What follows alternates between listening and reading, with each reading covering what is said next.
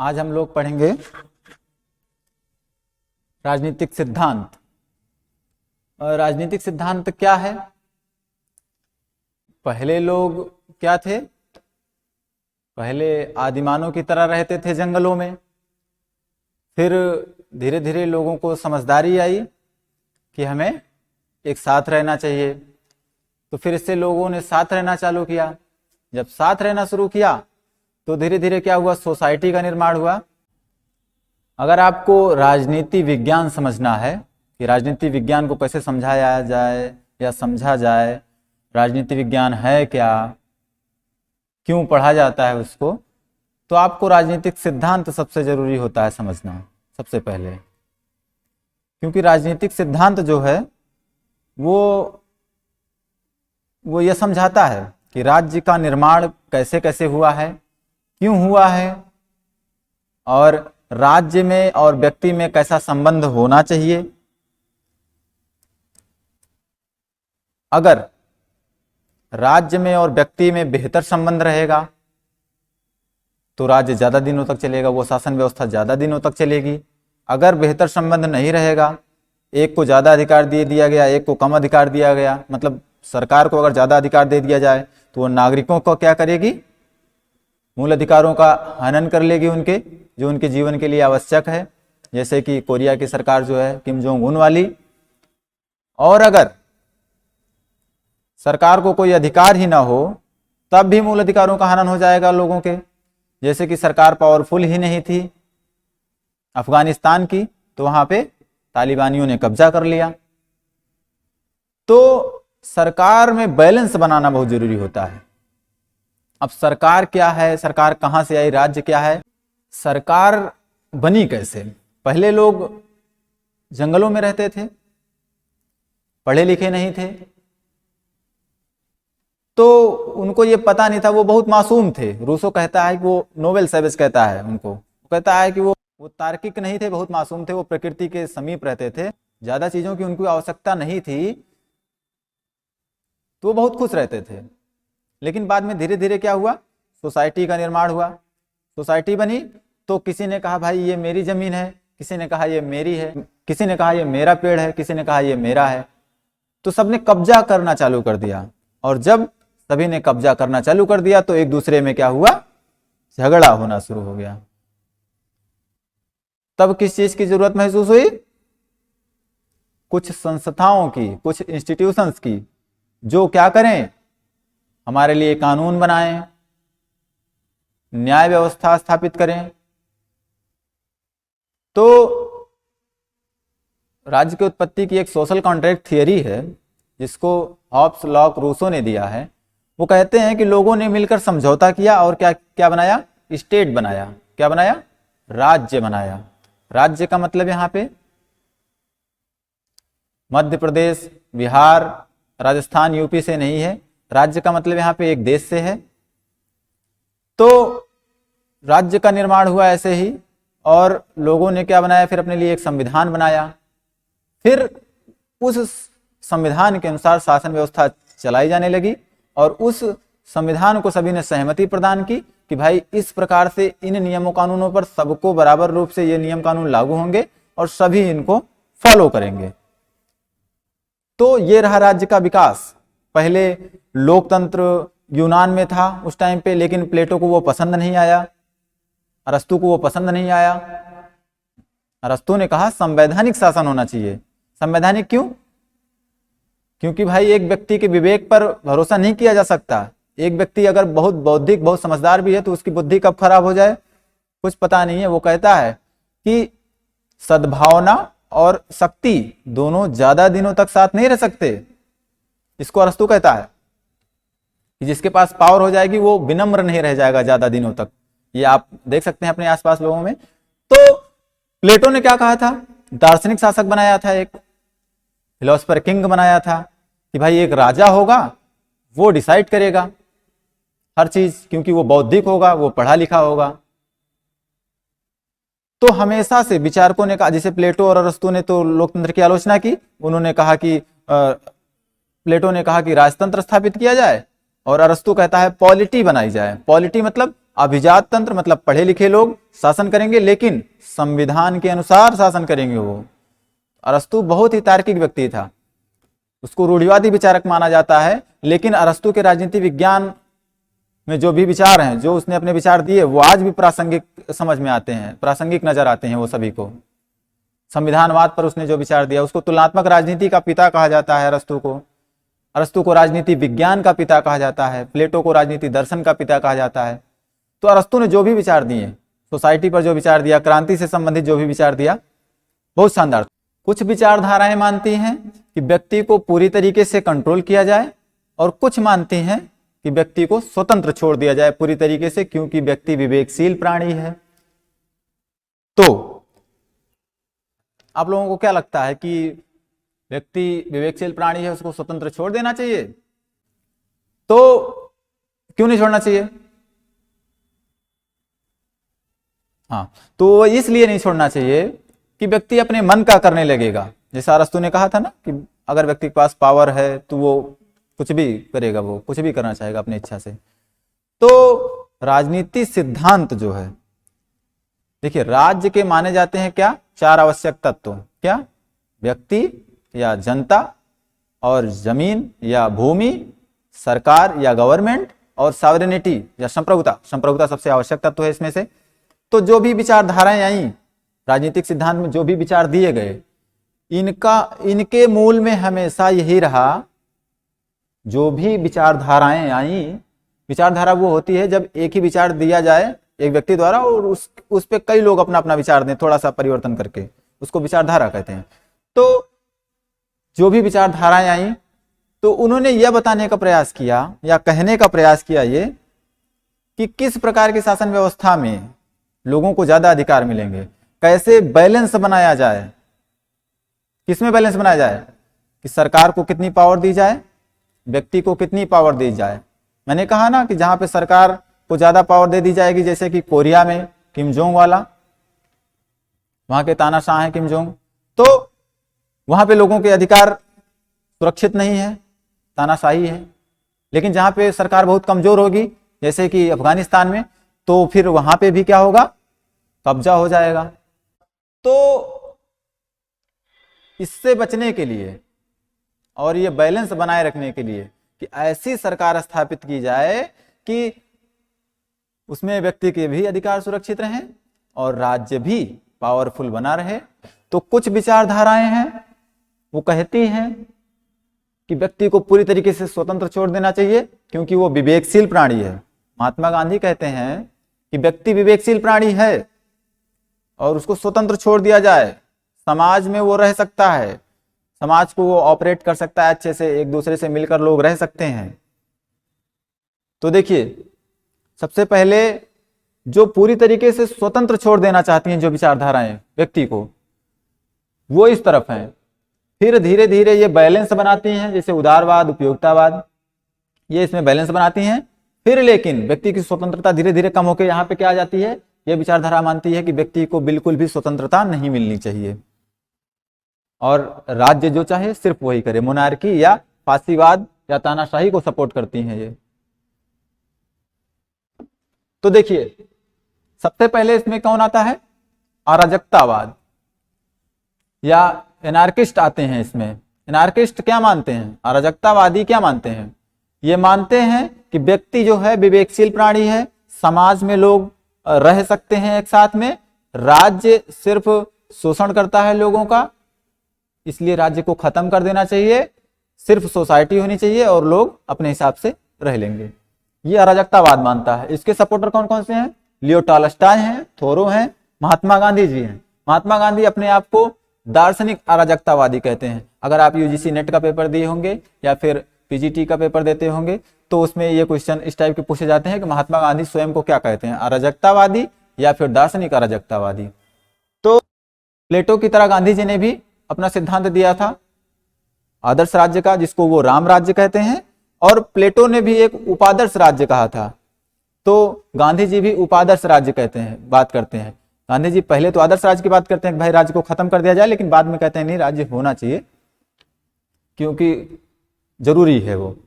तो देखिए, अब दूसरा आता है व्यक्तिवाद। व्यक्तिवाद कहता है व्यक्तिवाद या उदारवाद किसके खिलाफ आया था? राजतंत्र के खिलाफ आया था 16वीं 17वीं शताब्दी में। जॉन लॉक को उदारवाद का जनक कहा जाता है। और सबसे बड़ा व्यक्तिवादी थॉमस हॉब्स को माना जाता है, क्योंकि वो व्यक्ति के अधिकारों को सुरक्षित करने के लिए तानाशाही का भी सपोर्ट करते हैं। अगर आप पॉलिटिकल फिलॉसफी पढ़ेंगे तो थॉमस हॉब्स को आप विस्तार से पढ़ेंगे, उसमें तब आपको समझ में आएगा। ये सिर्फ सामान्य परिचय है ये राजनीतिक सिद्धांत का और इन विचारधाराओं का। इन विचारधाराओं से संबंधित जो भी विचारक हैं, इनको पाश्चात्य राजनीतिक दर्शन में आप विस्तार से पढ़ सकते हैं। ठीक है, आप बने रहे हमारे साथ। तो देखिए, व्यक्तिवाद जो है, थॉमस हॉब्स सबसे बड़ा व्यक्तिवादी माना जाता है। इसने कहा कि तानाशाही भी सही है, राजा को सारे अधिकार दे दिए जाएं, लेकिन वो हमारे जीवन की रक्षा करेगा। क्या? जीवन की रक्षा करेगा। बीएचयू एंट्रेंस एग्जाम में एक बार पूछा गया था कि थॉमस हॉब्स का अल्टीमेट गोल क्या था, वो व्यक्तिवाद को इतना सपोर्ट क्यों करता है? तो वही है कि वो जीवन रक्षा को मानता है। तो देखिए, थॉमस हॉब्स है, जॉन लॉक है, थॉमस पेन है, ये सब व्यक्तिवादी विचारक हैं। जो व्यक्तिवाद को सपोर्ट करता है लगभग वो उदारवाद को सपोर्ट करता ही है, सिर्फ कुछ इसके अपवाद हैं। तो देखिए, उदारवादी कौन है? व्यक्तिवाद मानता है कि व्यक्ति विवेकशील प्राणी है। जो जॉन लॉक के विचार हैं वो पूरे तरीके से व्यक्तिवाद से मिलते हैं। कहते हैं ये कि व्यक्ति क्या है? विवेकशील प्राणी है। व्यक्ति को स्वतंत्र छोड़ देना चाहिए। क्यों छोड़ देना चाहिए? क्योंकि वो समझदार है। अगर आप उसको स्वतंत्रता नहीं दे देंगे तो उसका विकास नहीं होगा। और राज्य का निर्माण क्यों हुआ है? व्यक्ति के प्राकृतिक अधिकारों की रक्षा के लिए। जॉन लॉक 3 प्रकार के नेचुरल राइट्स की बात करते हैं। वो कहते हैं जीवन का अधिकार और संपत्ति का अधिकार और स्वतंत्रता का अधिकार। जीवन का अधिकार, संपत्ति का अधिकार और स्वतंत्रता का अधिकार, ये तीनों क्या हैं? ये व्यक्ति के नेचुरल राइट हैं, इसलिए वो सबको मिलने ही चाहिए। राज्य इन पर प्रतिबंध कतई नहीं लगाएगा, कभी भी नहीं लगाएगा। और ये आर्थिक क्षेत्र में ये लोग उदारवाद की बात करते हैं। उदारवाद का मतलब ये है कि राज्य कम से कम प्रतिबंध लोगों पर लगाए, लोगों को स्वतंत्र छोड़ दे। लोग बुद्धिमान है, व्यापार कर लेंगे, अपना फायदा नुकसान वो सोच सकते हैं। तो व्यक्तिवाद जो है उदारवाद के साथ जुड़ा हुआ है। जहां पे उदारवाद होता है वहां पे व्यक्तिवाद होता है। तो उदारवाद के समर्थक कौन कौन से हैं? जॉन लॉक है, Thomas pen, Herbert Spencer. Herbert Spencer की एक किताब है मैन वर्सेस स्टेट, बहुत इंपॉर्टेंट किताब है। और इसी के स्वेच्छा तंत्रवादी जो हैं वो भी सपोर्टर हैं इसके, हेयक, नॉजिक, बर्लिन और फ्रीडमैन। उसके बाद आता है उपयोगितावाद। देखिए, उदारवाद लोकतंत्र को सपोर्ट करता है, उपयोगितावाद लोकतंत्र को सपोर्ट करता है, लेकिन उपयोगितावाद कहता है कि बहुमत का लोकतंत्र, बहुमत के शासन की बात करता है ये। बेंथम कहते हैं अधिकतम लोगों का अधिकतम सुख, अधिकतम लोगों का अधिकतम सुख, अधिकतम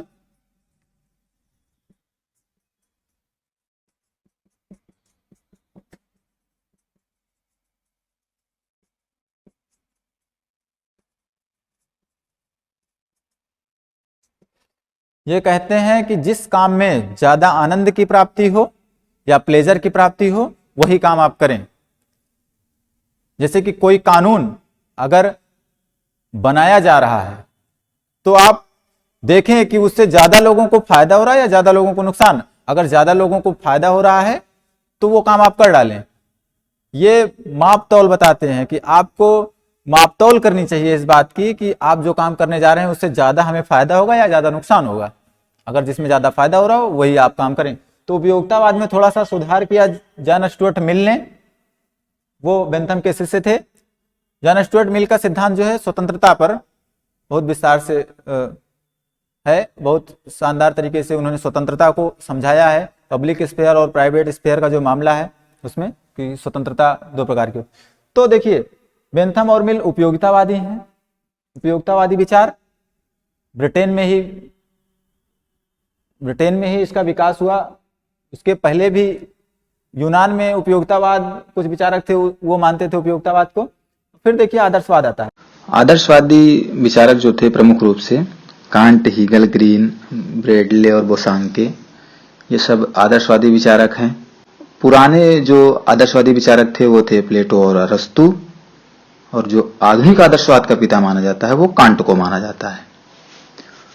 कांट ने कहा था कि प्रत्येक मनुष्य केवल मनुष्य होने के नाते अपने आप में साध्य है, एंड इन इट सेल्फ, वह किसी अन्य साध्य का साधन नहीं हो सकता है। मतलब कुल मिलाकर अगर आदर्शवादियों की बात करें, ये राज्य को साध्य मानते हैं तथा व्यक्ति को साधन मानते हैं। आदर्शवाद का चरमोत्कर्ष हेगल के विचारों में मिलता है। वो कहता है कि राज्य पृथ्वी पर ईश्वर का अवतरण है।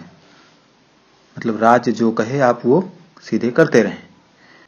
देखिए, अब आदर्शवाद के बाद हम आते हैं मार्क्सवाद पर। मार्क्सवादी विचारक क्या कहते हैं, या मार्क्सवाद या समाजवाद या साम्यवाद। तो देखिए, जो समाजवाद है, समाजवाद दो रूपों में बांटा जाता है। दो रूप कौन कौन से हैं उसके? एक तो कहा जाता है समाजवाद कहा जाता है उसको, या समाजवादी ही कहा जाता है उनको। दूसरे को कहा जाता है साम्यवाद या वैज्ञानिक समाजवाद या वैज्ञानिक समाजवादी। तो जो समाजवाद है वो 4-5 प्रकार का है आगे, जिससे कि उसमें है स्वप्नलोकीय समाजवादी हैं, संशोधनवादी या विकासवादी समाजवाद है जिसको मानते हैं बर्नस्टाइन, फिर फेबियन समाजवाद है जिसको मानते हैं सिडनी वेब, ब्रिटिश वेब आदि, और एक श्रम संघवाद है, उसको जॉर्ज सॉरेल मानते हैं। एक गिल्ड समाजवाद है। तो गिल्ड समाजवाद के प्रवक्ता कौन है? प्रमुख रूप से जीडीएस कॉल।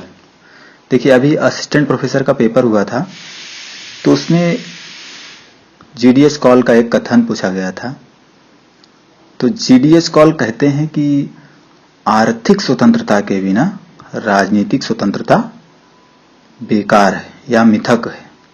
और इससे ही मिलता जुलता कथन लास्की का भी है, तो आप लोग कंफ्यूज ना हों। और फिर आप आए साम्यवाद पर या वैज्ञानिक समाजवाद, जो दूसरे प्रकार का है। तो ये जो है मार्क्सवादी हैं, वो वैज्ञानिक समाजवादी अपने आप को मानते हैं। खासकर कार्ल मार्क्स अपने आप को वैज्ञानिक समाजवादी मानता है। और इसमें कार्ल मार्क्स, लेनिन को और स्टालिन को पढ़ा जाता है, और इसके साथ साथ माओ को भी पढ़ा जाता है। देखिए, मार्क्स ने 1848 में अपनी किताब कम्युनिस्ट मैनिफेस्टो लिखा, और उसके लगभग 60 साल बाद ही 1917 में रूस में लेनिन ने कार्ल मार्क्स के विचारों को मिलाकर रूस में क्रांति लाई, और रूस में बोल्शेविक क्रांति हुई 1917 में। तो इतना तेज किसी विचारधारा पर काम नहीं हुआ था जितना तेज मार्क्सवाद पर हुआ, क्योंकि कार्ल मार्क्स कहता है कि दुनिया के मजदूरों, एक हो जाओ, तुम्हारे पास खोने के लिए सिर्फ बेड़ियां पड़ी हैं, पाने के लिए पूरा संसार पड़ा है। आप सोचिए, अधिकतम जनसंख्या किसकी है? गरीबों की है पूरी दुनिया में। सबसे ज्यादा गरीब हैं, अमीर मुट्ठी भर है। तो ये लोगों को अच्छा लगा ये विचार, तो क्रांति हो गई रूस में। जारशाही शासन को वहां पे खत्म कर दिया गया, लोगों को उनको एबॉलिश कर दिया गया शासन सत्ता से, और आम लोगों का शासन वहां पे स्थापित हो गया। तो मार्क्सवाद आर्थिक बराबरी की बात करता है। तो लेकिन मार्क्सवाद में ये देखा गया है कि राजनीतिक स्वतंत्रता लगभग खत्म हो जाती है, क्योंकि चुनाव जो है वो निष्पक्ष हो नहीं पाते हैं और तानाशाही का डर बना रहता है, जैसा कि रूस में देखने को मिला है। लेकिन मार्क्सवाद सफल कहाँ रहा? क्यूबा में। साम्यवादी क्रांति 1964 में हुई क्यूबा में, वहां पे वो सफल रहा। तो देखिए, मार्क्सवाद कहीं ना कहीं मानता है कि आप आवश्यकता के अनुसार अपना हिस्सा ले लें, और आप क्षमता के अनुसार योगदान करें अपना। राज्य शोषण का यंत्र है और राज्य को खत्म कर देना चाहिए। उसके बाद हम आते हैं तानाशाही वाले विचार पर। तानाशाही या फांसीवाद या नाजीवाद या सर्वाधिकारवाद, जो भी कहें आप, इसको कुछ भी कह सकते हैं। एक फांसीवादी थे इटली में मुसोलिनी, जिन्होंने 1922 के आसपास सत्ता हासिल की थी इटली में। और दूसरे प्रकार के तानाशाह हैं, दूसरे वाले हिटलर, वो जर्मनी में ये राजनीतिक सिद्धांत का सामान्य परिचय था। इसके बाद हम आपको उनकी विचारधाराओं को एक एक करके विस्तार से समझाएंगे। आप बने रहें मेरे साथ।